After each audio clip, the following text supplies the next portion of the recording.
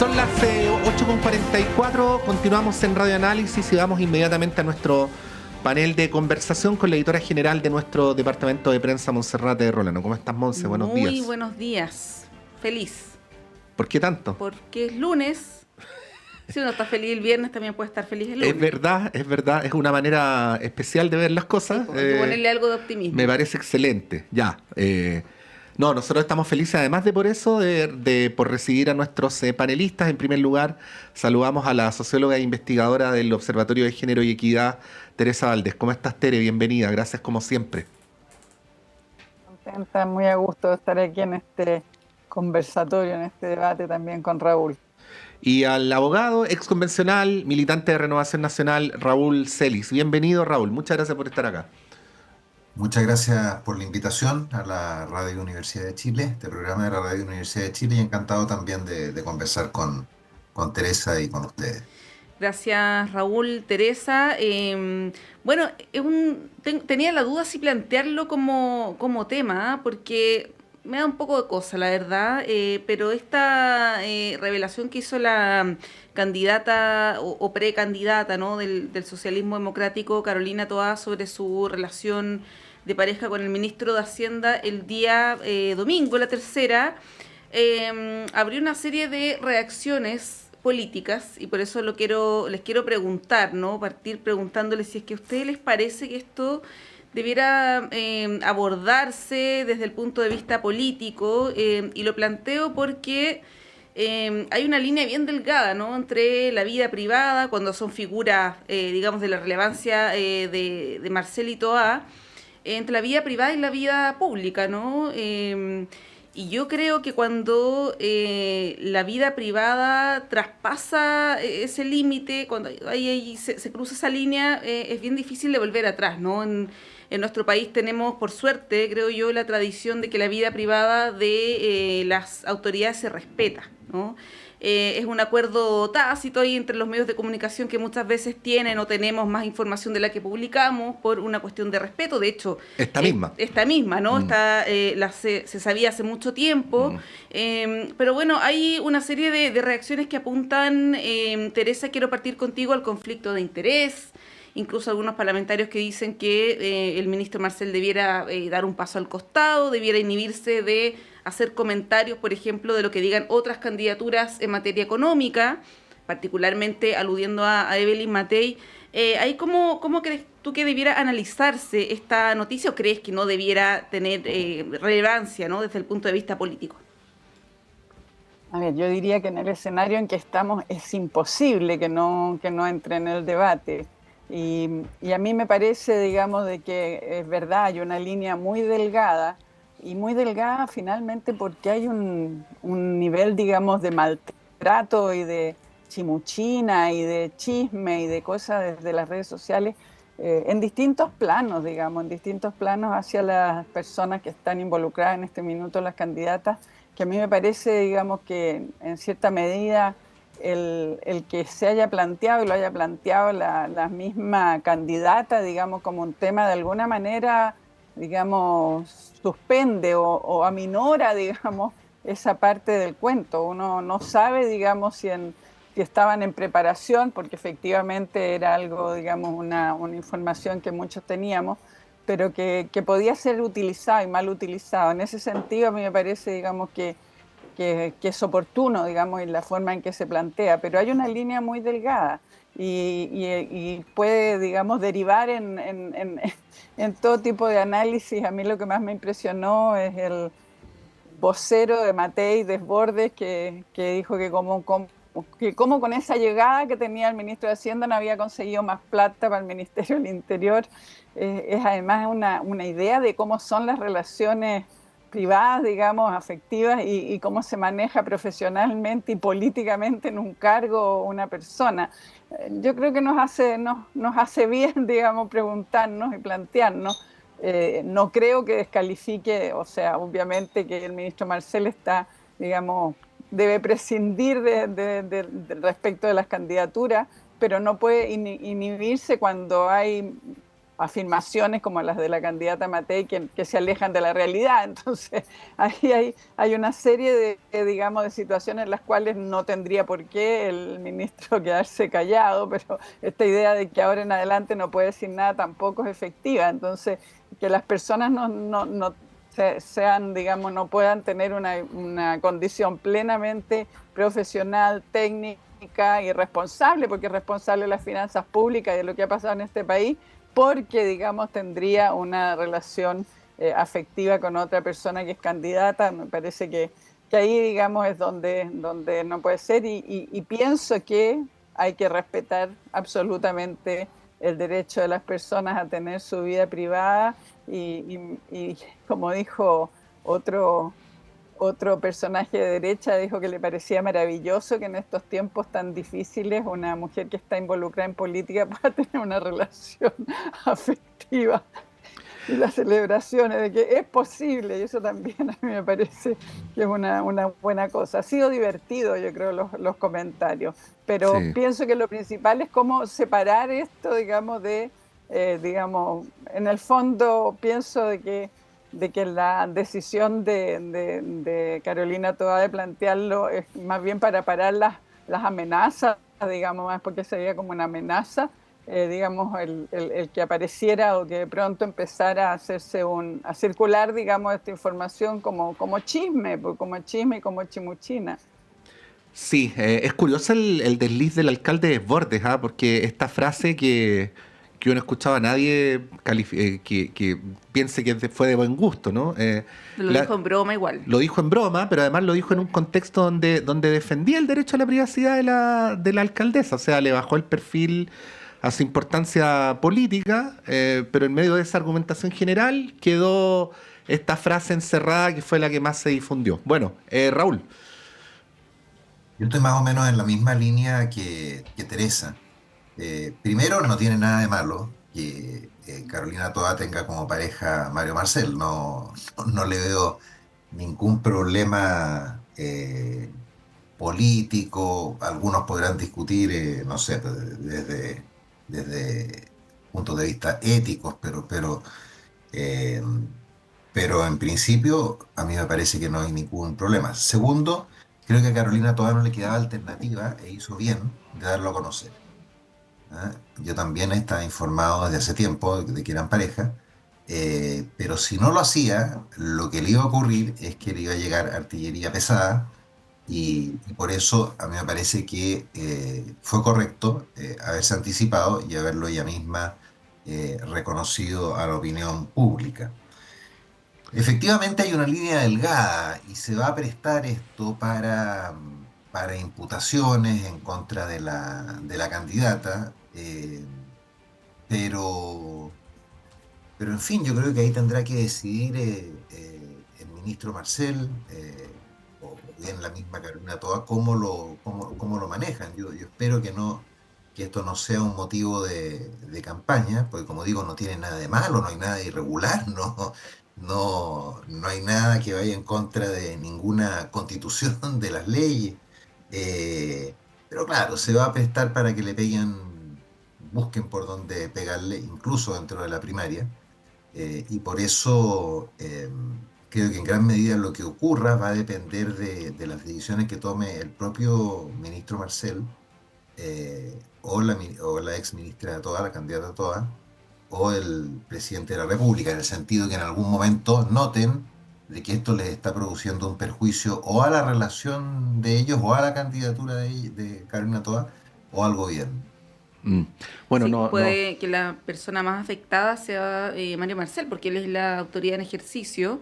El último comentario es que hay algo de hipocresía igual en todo esto, ¿no? Porque todos sabíamos de esta situación ya lleva años. Lo sabían periodistas, lo sabían parlamentarios, lo sabían, por cierto, los ministros. Entonces, ahora estar reaccionando y pedir la renuncia parece raro, ¿no? Sí. Cuando Monserrat, todo... Igual, sí, Raúl. Patricio, ¿puedo agregar algo? Mi profesor de Derecho Constitucional decía que no había afrodisíaco más grande que la política. Las relaciones, lo que ustedes están diciendo, para que los auditores también lo tengan claro, las relaciones que se dan sentimentales, digo, afectivas en materia política son enormes, porque es una actividad que tiene mucho, no sé, se juega muy al límite, mucha, no sé, pasión, y por eso es muy, pero muy común. O sea, aquí nadie se sorprenda de que estamos ante un caso excepcional, que estas cosas no se dan. Sí, ¿Ah? pues, Es cosa de mirar al terriblemente... Congreso. ¿Ah? Sí, po. No, Absolutamente, claro. en el Congreso. Sí. Y las combinaciones más raras también, ¿no? No, y Así es. el poder, como tú dices, no sé si es afrodisíaco, pero es muy atractivo y eso da para muchas situaciones que conocemos a lo largo de los años, desde los tiempos, en todos los gobiernos. Yo creo que no hay ninguno que se escape, digamos, de estas experiencias de encuentros, digamos, afectivos en medio de la intensidad, del compromiso y todo. A mí me pareció interesante la entrevista ayer a Janet Jara, que trataron de ponerla ahí muy contra la pared, ¿no es cierto? Y dice, bueno, que ella trabajaba todos los días, toda hora y largas noches con Marcelo y Onda, no tuvo ninguna percepción de nada. Uno no sabe si en el fondo, porque estaba, digamos, en una relación con Carolina Toá, tendría que haber tenido alguna situación distinta con Janet Jara. Dice, no, hemos trabajado cualquier cantidad. Entonces, pero le preguntaban a ella, como diciendo, pero usted, digamos, ¿cómo? Y es absurdo, pues es absurdo. Sí, la verdad es que una dimensión es el trabajo, y que han trabajado muy en serio, y que los resultados que ha tenido el trabajo de Janet Jara con Mario Marcel están a la vista, digamos. Entonces, no tiene nada que ver. Sí, ahora no saben el alivio que me produce que ambos piensen que no es un tema relevante, por eso nos permite pasar a lo siguiente. ¿Ah? Sí. Sí, bueno, nos tenemos que ir pronto a la pausa, pero antes les queremos dejar planteado, y para darle una primera repasada a lo que va a ocurrir mañana, que es la entrega formal ya de este informe final del informe de la Comisión por la Paz, Sí. y el entendimiento en el sur del país. Y bueno, esto tiene como varias aristas, ¿no? Primero, el informe mismo, ya se sabe algunos de los contenidos. Alfredo Moreno, por ejemplo, ha dado algunas entrevistas el fin de semana. Hoy en la mañana estuvo en Tele 13 Radio dando otra entrevista, haciendo alusión, por ejemplo, al hecho histórico que en este trabajo que se hizo de casi 2 años se consideran reparaciones a víctimas de todo tipo, no solamente del pueblo mapuche, también de violencia rural, de terrorismo, y él lo califica como un hecho histórico, esta situación. Él, bueno, defiende el trabajo que se hizo, muy, muy serio, ¿no? Y bueno, está la arista política también, ¿no? Las críticas que han venido desde el gran empresariado, particularmente la CPC. Curiosamente, Alfredo Moreno fue presidente de la CPC durante varios años. Bueno, la CPC, y también hay dudas desde Chile Vamos, por cierto, del Partido Republicano, incluso ha calificado de octubrista este informe, que todavía, por cierto, no se conoce, ¿no? Ahí, Raúl, te quería pedir una primera pincelada para que ya después entremos en materia a la vuelta de la pausa. Lo primero, Montserrat, es que no se conoce, entonces es difícil que uno pueda emitir un juicio medianamente serio de algo que no se conoce, y el mismo Alfredo Moreno lo advirtió. A mí, en principio, me parece positivo este acuerdo. No se logró la unanimidad de los 8, sí consenso entre 7 de los miembros, pero a mí me parece que es un trabajo de 2 años que propone una fórmula para dar solución a un problema que se arrastra a lo menos desde el año, o sea, por varios siglos, pero seriamente a partir de los 90. Y no sé cuánto tiempo tengo como para explayarme un poco en el tema. Me gustaría hacerlo, pero no sé si después de la pausa. ¿Te parece, Raúl, para que lo puedas hacer con toda tranquilidad? Si vamos a la pausa y a la vuelta, te damos ahí plenamente la palabra. Vamos. Gracias. Y volvemos.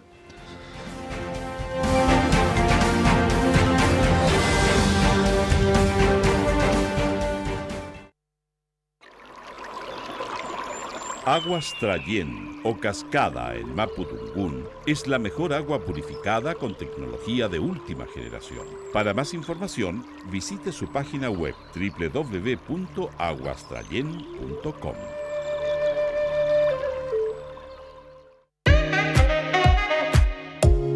Durante 14 años, el tradicional espacio ciudadano saludable de la Facultad de Odontología de la Universidad de Chile ha acompañado un proceso de sensibilización y comunicación sobre las complejidades del fenómeno de la salud, formando una amplia y diversa red desde la academia, las y los tomadores de decisión y las organizaciones de la sociedad civil. Soy la periodista Cecilia Espinosa Cortés, conductora de A Tu Salud, y te quiero invitar a que juntas y juntos sigamos aprendiendo y problematizando lo que nos ocurre con el bienestar. Escúchanos todos los jueves de 11 a 12 horas en la 102.5 FM y en la señal en vivo de radio.uchile.cl. Amigos y amigas, mi nombre es Diego Parra, soy conductor de La Fuente y quiero invitarlas para que se conecten de lunes a jueves entre 12 y 1 a La Fuente, este programa de conversación, información y entrevista que se emite a través de la Radio Universidad de Chile y también Uchile TV. Nos vemos. El Ballet Folclórico Antumapu de la Universidad de Chile tiene el placer de invitarles a las 8ª Jornadas Académicas 2025 Folclor y Sociedad Manuel Daneman. Este evento se llevará a cabo el sábado 17 de mayo, desde las 10 y hasta las 17 horas, en la plataforma cultural de la Universidad de Chile, Avenida Grecia 3401, Ñuñoa. Para participar, pueden inscribirse enviando un correo a antumapu@uchile.cl. Colabora Radio Universidad de Chile. Hola, soy Miguel Veracifras y quiero invitarlos a escuchar Holo Jazz todos los lunes a las 20 horas por Radio Universidad de Chile. La cultura, el arte y sus comunidades. Un espacio para la discusión, improvisación y la escucha social. Holo Jazz, lunes, 20 horas.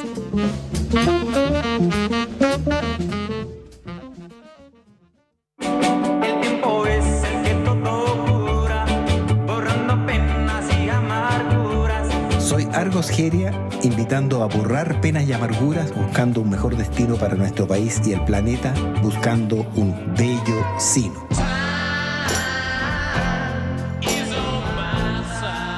Es una invitación a ser dueños de nuestro futuro, entendiendo el presente con una ayudita de la ciencia, el arte, los lugares y su gente, al ritmo de la música de todo tiempo, lugar y estilo. Y nos dieron las 10 y las 11. Bello Sino, domingo a las 10 de la mañana en Radio Universidad de Chile, la radio que reflexiona como usted.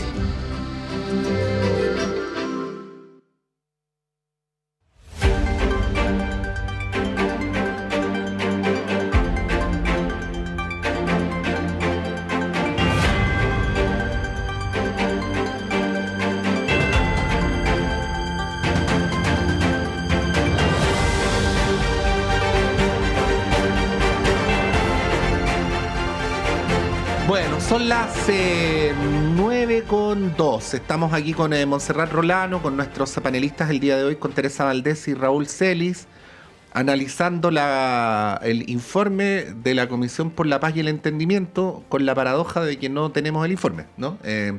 Así es que es un análisis necesariamente tentativo, el de quienes han reaccionado y por supuesto también el nuestro. Ahí Raúl está inscrito para hacer uso de la palabra, así es que toda tuya, Raúl.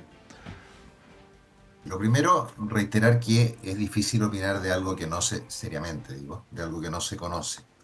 Enseguida, la comisión se formó con el acuerdo de los 19 partidos con representación parlamentaria el año 2023. Fue un acuerdo de todos los partidos políticos del Congreso, no fue un capricho del Ejecutivo, ni fue una idea de algunos parlamentarios. Y claro eso porque se ha dicho poco. Enseguida no tenía por objeto la comisión abordar materias de seguridad, ni tareas policiales ni judiciales. De modo que no le pidan más de lo que puedo dar, digamos, no le pidan que se haga cargo de materias que no estaban incorporadas dentro de su competencia. Enseguida, la mayoría de los proyectos o de las propuestas de la comisión debiese ir a consulta indígena, y también muchas son materias de ley. Aquí tampoco estamos hablando de algo obligatorio. Tengo aquí algunos de los principios que me parecen interesantes de los pilares, supuestos pilares, reconocidos por Alfredo Moreno, que también, dicho sea de paso, un hombre muy serio. Una negociación donde él intervenga a mí me da cierto grado de confianza, pero a lo que yo quiero ir para cerrar es al problema que estamos teniendo en Chile con los consensos.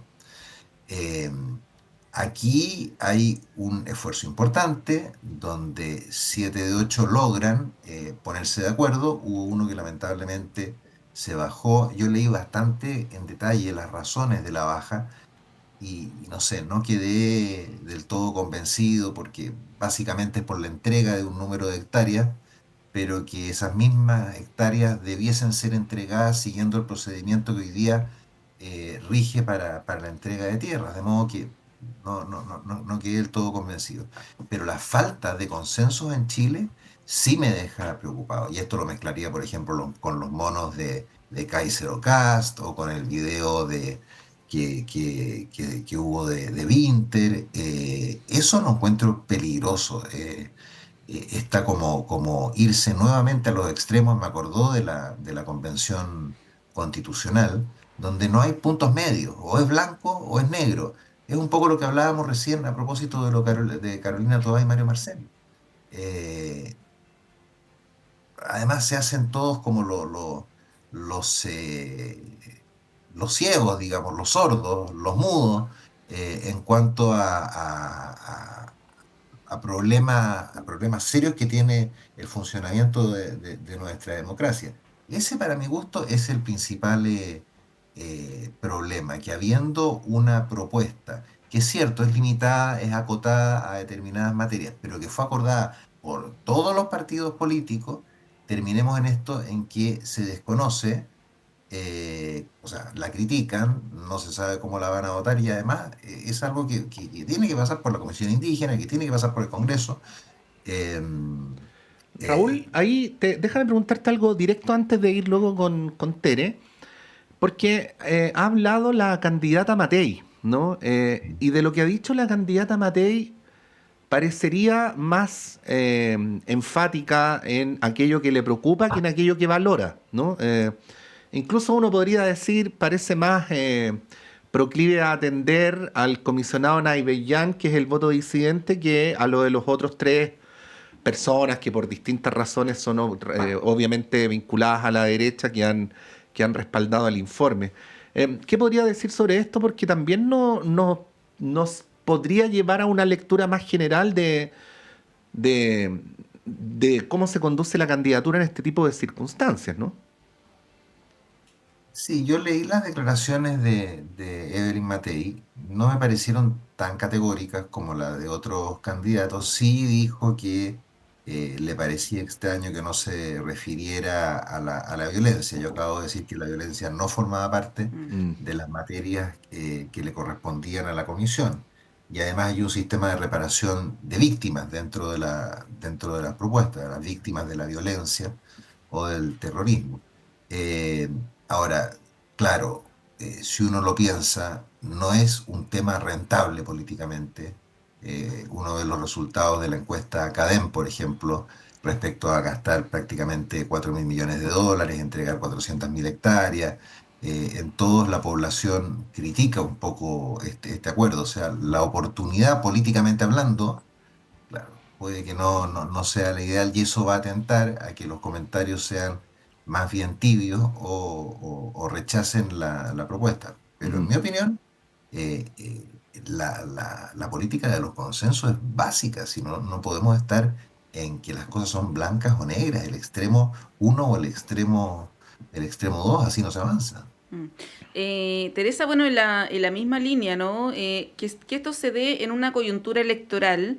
Bueno, es difícil que no, porque a este gobierno le ha tocado todos los años electorales, ¿no? El gobierno anterior también tuvo la última fase bien intensa en términos de elecciones. Entonces la pregunta es, ¿cuándo lo hacemos, no? Si es que vamos a estar esperando no tener elecciones. Lamentablemente este año coincide con las elecciones parlamentarias y presidenciales. y como dice Raúl, no es un tema muy, muy sexy, ¿no? Lo de entregar cantidad enorme de recursos para saldar una deuda histórica que tiene el Estado, ¿no? ¿Cómo ves ahí esa disyuntiva del año electoral? Que bueno, además este plan probablemente lo tenga que implementar, si se aprueba, tiene que pasar algunas vallas, el próximo gobierno, ¿no? Y de ahí quizás la preocupación de Evelyn Matei. Y te traspaso la pregunta también, o el análisis que hace Raúl sobre el problema de los consensos, ¿no? Porque tenemos a un sector o a sectores que están más en los polos, particularmente en el caso del Partido Republicano, el Partido Social Cristiano, que en general se oponen a los acuerdos, lo vimos en pensiones y en varias materias, y siempre van a estar en esa posición, es más o menos predecible, ¿no? Pero llama la atención que, como decía Pato, Evelyn Matei se haya puesto más del lado de las dudas, que de valorar lo que se ha hecho, que es lo que ha hecho, por ejemplo, la senadora Carmen Gloria Aravena, que incluso sacrificó su propia repostulación, ¿no? Para defender este acuerdo. Ella ha dicho que se tiene que saldar la deuda con los pueblos originarios, ha tomado una posición bien vehemente, al igual que Alfredo Moreno. ¿Cómo lo ves desde esas dos perspectivas, ¿no? El tema de los consensos o de llegar a acuerdos y también el calendario electoral. A ver, yo comparto lo que señala Raúl. Este es un esfuerzo que no empezó ayer, que lleva 2 años, que parte con un acuerdo político. Y claro, se produce esto que tenemos elecciones y la tendencia es a la polarización y a transformar todo en parte de la campaña. Sin embargo, yo soy optimista. Yo creo que el país efectivamente celebra la posibilidad de avanzar en un tema tan complejo, tan extraordinariamente complejo, y que además, hasta donde sabemos, digamos, por el mandato, el informe no es algo que aprobado se tiene que empezar, digamos, a repartir tierra, no, tiene una serie de pasos, tiene una serie de momentos que van a pasar por las instancias políticas, entonces no hay ninguna imposición. Lo que hay que celebrar es que, digamos, habiendo sido tan limitada la capacidad de avanzar en un consenso respecto del conflicto, digamos, mapuche, más allá del drama, del tema, digamos, de la militarización, o sea, en paralelo hay una serie de otros problemas, con mayor razón, digamos, la posibilidad de avanzar en este acuerdo, y que es someterlo a instancias democráticas. Aquí no está imponiéndose, por eso resulta tan, no sé, pequeño, digamos, el plantearse, digamos, poner alertas y lo que decía ayer Desbordes, digamos, que es uno de los 11 voceros, digamos, de la candidata Matei, de que rechazan el documento, no lo van a rechazar, pero exigen una condena categórica al terrorismo y restablecer el Estado de Derecho.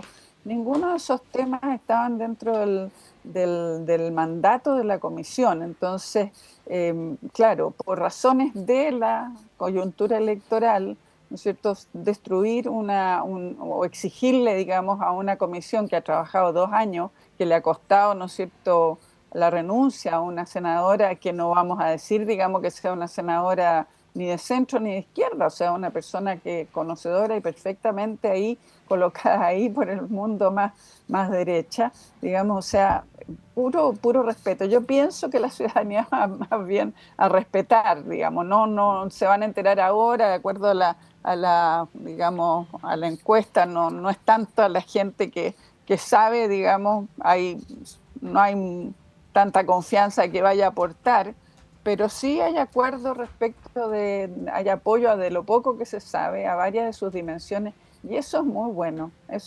Entonces, mi mirada, digamos, es más bien positiva. Creo que es muy respetable lo que han hecho, digamos, los copresidentes, que vienen de mundos distintos, pero que están absolutamente validados por su entrega a ser un mejor país. El poner el país por delante me parece que nos hace bien. Pienso que va a ser un momento, digamos, más bien positivo que negativo, y que el tratar de utilizarlo negativamente en las campañas va a ser mal evaluado, va a ser rechazado. Sí. Bueno, justo la semana pasada hablábamos de cómo se empieza a advertir, o por lo menos yo lo empiezo a advertir, Raúl, una tendencia en la candidatura de Toá a restituir el valor de lo consensual, ¿no? y parecería ser esto contracorriente, dado lo que todos sabemos que ha ocurrido con el Chile, con nuestro país en los últimos 6, 7, 10 años, ¿no? Tú decías eso, de que a veces aspirar a los acuerdos, a lo consensual, puede traer más costos que beneficios. Bueno, aplicado al escenario político electoral de este año, ¿cómo lo ves? Porque yo mencioné el ejemplo de Toa, pero no necesariamente se trata de hablar de ella, ¿no? Detrás de esa apuesta, una percepción de que a lo mejor, como decía Teresa, el alcanzar acuerdos no sea tan poco premiado, ¿no? Y que no alcanzarlos pueda empezar a ser castigado. ¿Cómo lo ves? Ay, que yo soy partidario de siempre buscar los acuerdos. O sea, mi premisa siempre en política es que uno no tiene por qué tener la razón en todo y el otro no tiene por qué estar equivocado en todo. Es obvio que yo me equivoco en ciertas materias y que las otras personas pueden tener, mi adversario, digamos, mi opositor, el que tiene ideas distintas, puede tener ideas más adecuadas que las mías. Los resultados de los acuerdos Chile los vivió desde el año 90 en adelante. ¿Y cuáles son esos resultados? Para tratar de ir a datos objetivos: un enorme crecimiento del país, una baja importante en la pobreza, en fin, un país que creció como nunca lo había hecho durante su historia. Recientemente, ¿qué acuerdos tenemos? El acuerdo de pensiones. Algunos lo criticaron, pero es un acuerdo muy importante, muy relevante. Ahora, dentro de mi sector, efectivamente, de la centro derecha, hay grupos que no les gustan los acuerdos, que no están por los acuerdos, que más bien están por una oposición a ultranza, y eso yo entiendo que complique a la candidatura de Evelyn Matei, ¿eh? Yo mismo lo vivo día a día. Ujú. Sin embargo, creo que temas como este sí se pueden abordar desde un punto de vista positivo, como lo hemos estado diciendo ahora. Oye, aquí estamos hablando de un sistema que va a requerir que pase por el Congreso, por la Comisión Nacional Indígena, por la consulta indígena, muchas de sus materias, que va a poner orden a algo que hoy día es completamente desordenado. Me sorprendió la falta de catastro de tierras, por ejemplo, un catastro ordenado que reconoció el director de la CONADI. En fin, creo que hay que buscar la forma por el lado de la centro derecha de decir, mira, nos parece mal ya que no se haya condenado al terrorismo, pero entendemos que no era uno de los objetivos, y como un paso en ordenar una situación que está pendiente de hace muchos años en materia de restitución de tierra, creemos que es positivo. Ya el Congreso definirá cuáles son aquellas ideas de los 22 puntos, entiendo que pueden implementarse y cuáles no. Claro, en paralelo está el tema, Teresa, Raúl, de la militarización en la zona, de qué es lo que pasa en algunas comunidades específicas, por ejemplo, como Temo Cuicuy. El Lonco Queipul planteó que ahí el Estado no iba a entrar, y bueno, eso se vio reflejado, por ejemplo, en lo que ocurrió con el censo. Ahí está también en paralelo esto, ¿no? La estrategia que utiliza el Estado para también intervenir o también estar ahí presente en esos territorios. Pues sí. No puede ocurrir que haya zonas donde el Estado de Derecho no prevalezca, lo decía el diputado Becker el viernes pasado, ¿no? Pero eso corre por una cuerda paralela. Sí, ahí muy breve, Raúl, y te doy la palabra. Solo para complementar a Monse. Yo entiendo que le cedo todo lo que quiera. No. Sí, solo para complementar a Monse, que hace 2 días atrás también la radio Vivo publicó una columna de Héctor Yaitul, ¿no? Y dice textual, y luego ahí te doy la palabra, era simplemente en complemento a lo que decía Monse. Esta comisión no representa los objetivos políticos de nuestra organización y del movimiento mapuche autonomista. Nuestra política sigue siendo la reconstrucción nacional y la liberación del Gualmapu. Objetivos que una vez más no son entendidos ni abordados por la clase política chilena y todos sus sectores afines, ¿no? O sea, está ese punto de vista, dice que la comisión, más que representar las demandas de las comunidades, encarna los intereses del gran empresariado y del latifundio, ¿no? independientemente de lo que uno opine sobre lo que dice Yaitul, hay una posición que está puesta ahí, ¿no? Y que es parte del análisis. Ahora sí, Raúl, todo lo que tú quieras. Claro, no, brevemente, son los extremos, lo que acabo de decir. Hay un sector que va a decir que es poco, otro que va a decir que es mucho. Pero a propósito de lo que dice Montserrat, esa es una forma, por ejemplo, positiva de plantear el asunto. Tenemos una propuesta de una comisión, fundamentalmente en materia de tierras y reparaciones. Bueno, avancemos paralelamente en materia de seguridad. Creo que por ahí uno puede irle buscando la forma de cómo plantearlo de manera positiva. Y claro, es muy fácil desde fuera criticar estos acuerdos, pero yo leía estas 31 víctimas que recurren al Comité de Derechos Humanos de las Naciones Unidas por violencia en la macrozona sur, 223 denuncias desde el 2006 sin ninguna condena. Ese es el ambiente allá. Claro, es fácil desde Santiago, desde Valparaíso, decir, no, aquí hay que, no sé, correr bala, pero las cosas son mucho más complejas. ¿Ah? Y a problemas complejos las soluciones no pueden ser simples. Sí, bueno, y ahí es cuando uno ve que de repente los extremos se parecen en algunos, tienen algunos puntos de encuentro, ¿no? Paradójicamente.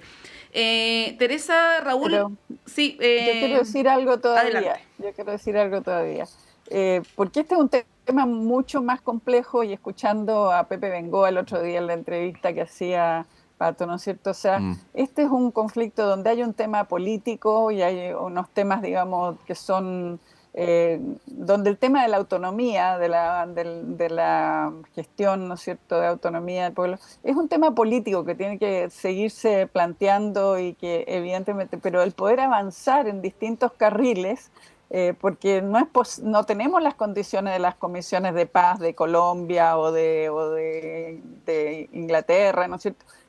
Pero este es un paso, y a mí me parece que es importante dentro de la idea de gestionar el conflicto, de ir avanzando. En algún momento, sí, el tema de más político, digamos, con el pueblo mapuche se va a tener que plantear, pero en ese sentido sigo pensando que esto es un momento de gestión de ese conflicto que puede ser un aporte.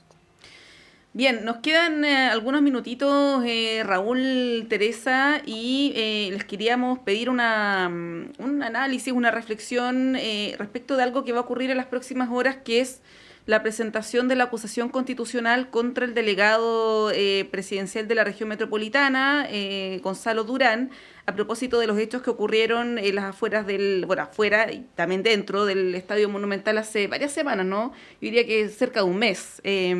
Ha pasado harto ahí entre medio, pero bueno, se va a presentar hoy, a más tardar mañana, dijo el jefe de bancada de la UDI, Henry Leal.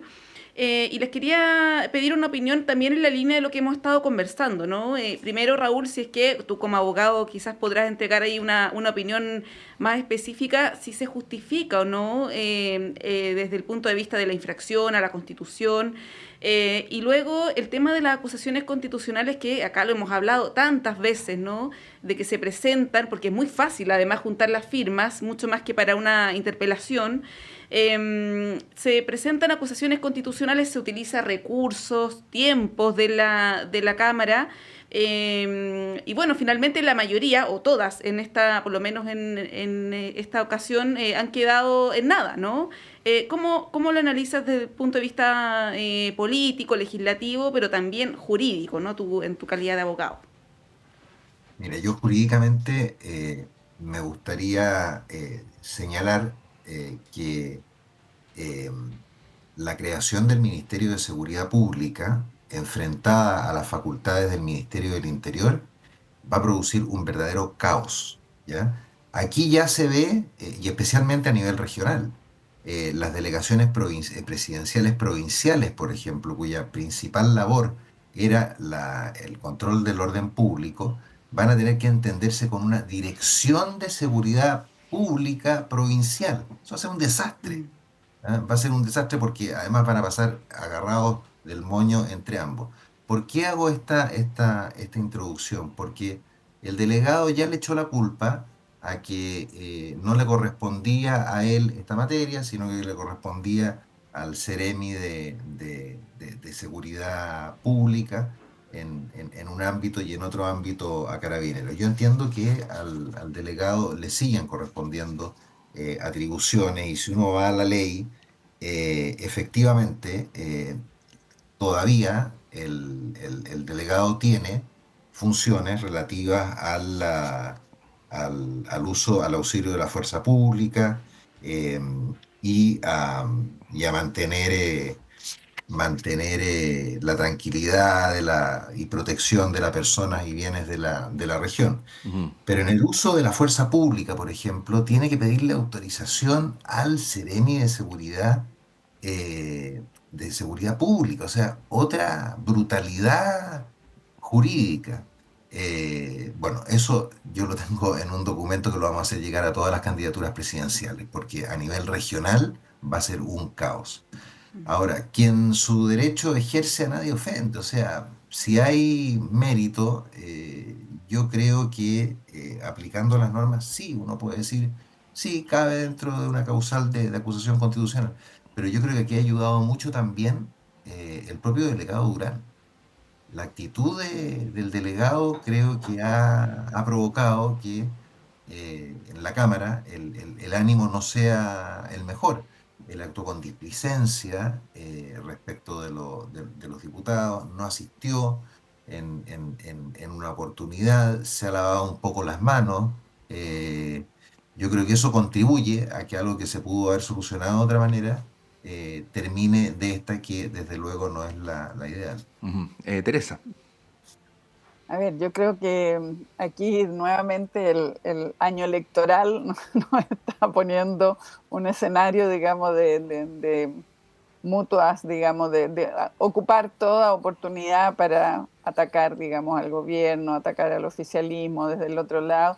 Y me parece que en el fondo contribuye al desprestigio de la política más que otra cosa, porque efectivamente es muy grave lo que sucedió, no hay ninguna discusión de que hubo un problema severo con la seguridad en ese partido que termine con la muerte de 2 personas. Todo eso es gravísimo, pero de ahí terminar, digamos, en una acusación que es discutible de acuerdo a las distintas miradas, en que es más aún si hay problemas de cómo están las atribuciones de la delegación presidencial y la seremía. Estamos en el rodaje de un nuevo ministerio y, como dice Raúl, yo creo que van a aparecer un montón de situaciones más no previstas previamente y que más bien lo que deben llevar es al ajuste más que a las acusaciones. Entonces, la sensación más bien es de desprestigio de la política. Sin embargo, hay un punto que yo creo que va a aparecer y que yo creo que Raúl de alguna manera también lo plantea, es la pregunta por la descentralización, digamos. ¿Qué ha pasado con la descentralización? Yo creo que va a haber un poco este tema de cuáles son las atribuciones, debe seguir existiendo el delegado presidencial. Está toda esta tensión, digamos, entre de cómo se asigna y distribuye el poder en las regiones. Entonces, yo creo que hay unos subtemas, unos temas que están, digamos, que van a plantearse, pero lo lamentable es que las acusaciones hasta ahora han sido todas un fracaso y que lo único que produce es el desprestigio de la política, porque significa distraer recursos, hay leyes que sacar, hay muchos más temas más relevantes para la población que están en discusión y nuevamente sacas a los parlamentarios para dedicarse a comisiones que no resultan mucho porque terminan en nada. Sí. Bueno, vamos a ver qué es lo que pasa con esta acusación constitucional. Ahí están sacando las cuentas de los distintos sectores a ver cómo anda el tema de los votos, pero bueno, persiste lo que hemos conversado esta vez, ¿no? El uso quizás excesivo de esta herramienta y estéril por lo demás para fiscalizar las tareas del Estado. Ahí sigue rondando la pregunta de si es mal usada la herramienta o está mal diseñada o todas las anteriores un poquito al menos. Pero en fin, Raúl Celis, muchas gracias por haber estado en el panel, como siempre, que tengas una muy buena semana. Gracias a ustedes por la invitación y disponible para cuando me vuelvan a invitar. Y misma cosa, gracias Raúl, misma cosa para ti, Tere, que tengas una buena semana. Sí, y insisto en que es muy interesante poder insistir desde acá en la importancia de los acuerdos, la importancia de cómo la democracia es llegar a acuerdos desde posiciones distintas y generar espacios de debate como esto solo enaltece a esta radio que piensa. Gracias. Gracias, Teresa Sí. y Raúl. Sí, pues porque además para llegar a acuerdos la condición previa es escucharnos y respetarnos, ¿no? No tenemos por qué pensar lo mismo, lo importante es que nos escuchemos y nos respetemos. Eso, vamos a ir a un breve alto y continúa la conversación en esta mañana de día lunes en Radio Análisis.